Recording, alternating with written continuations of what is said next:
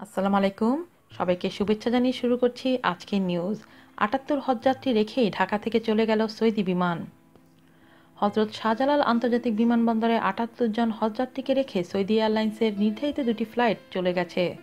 নির্ধারিত ফ্লাইটগুলোর উড্ডয়নের সময় ছিল সন্ধ্যা ৬টা ও সোয়া ৭টায়। শুক্রবার সন্ধ্যায় এই ঘটনা ঘটে। তবে রেখে যাওয়া হজযাত্রীরা জনপ্রতি $৩০০ করে জরিমানা দিলে তাদের যাওয়ার ব্যবস্থা করবে সৌদি এয়ারলাইন্স।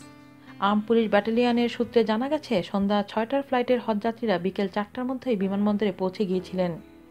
কিন্তু বিমানের ভিতর লাগেজ বা ব্যাগপত্র পরিবহন করবেন কিনা এই নিয়ে তারা সিদ্ধান্তহীনতায় ভুগছিলেন।